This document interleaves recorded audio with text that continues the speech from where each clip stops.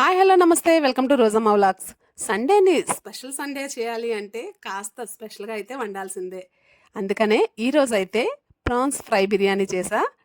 Taste అయితే చాలా బాగా వచ్చింది. మీలో ఎవరికి ప్రాన్స్ ఫ్రై బిర్యానీ ఇష్టం ఉండదో కమెంట్ చేసేయండి. ఇప్పుడైతే ఎలా చేయాలో చూసేద్దాం.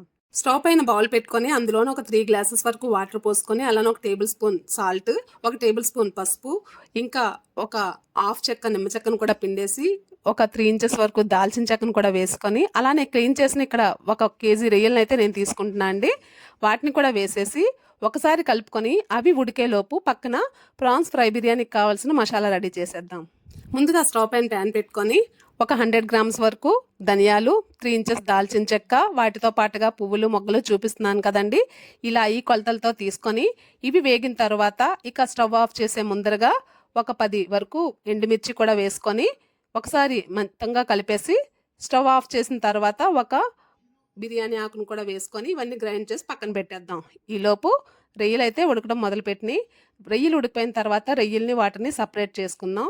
ఇప్పుడు మరొక కడాయి స్టవ్ పై పెట్టుకొని 3 టేబుల్ స్పూన్స్ వరకు ఆయిల్ వేసి ఆయిల్ వేడెక్కాక 2 కట్ చేసిన ఆనియన్, కరివేపాకు ఇవి బాగా వేగిన తర్వాత 1 టేబుల్ స్పూన్ వరకు అల్లం వెల్లుల్లి పేస్ట్, ఈ 2 వేగిపోయినాక బాయిల్ చేసిన రొయ్యలు కూడా వేసుకొని అలానే కట్ చేసిన ఒక 6 పచ్చిమిర్చి కూడా వేసి కలుపుతూ మనం గ్రైండ్ చేసుకున్న మసాలాను కూడా కొంచెం కొంచెంగా వేసుకుంటూ కలుపుతూ ఫ్రై చేసుకోవాలండి. రొయ్యల్ని మంచిగా వేగిపోయిన తర్వాత కొత్తిమీర చల్లుకొని స్టవ్ ఆఫ్ చేసి పక్కన పెట్టుకొని నెక్స్ట్ బిర్యానీ ఎలా చేయాలో చూసేద్దాం. బిర్యానీ బౌల్ స్టవ్ పై పెట్టుకొని ఒక 5 టేబుల్ స్పూన్స్ వరకు ఆయిల్ వేసుకొని చూపిస్తున్న ఈ మసాలా దినుసులు అన్నీ వేసేసి అలానే ఒక 6 పచ్చిమిర్చి, కాస్త కొత్తిమీర, కాస్త పుదీనా ఇవి వేగాక 1 టేబుల్ స్పూన్ వరకు అల్లం వెల్లుల్లి పేస్ట్ కూడా వేసుకొని మంచిగా వేగిన తర్వాత ఇక్కడ నేను 3 గ్లాసుల రైస్కి 6 గ్లాసుల వరకు వాటర్ పోస్తున్నా అండి.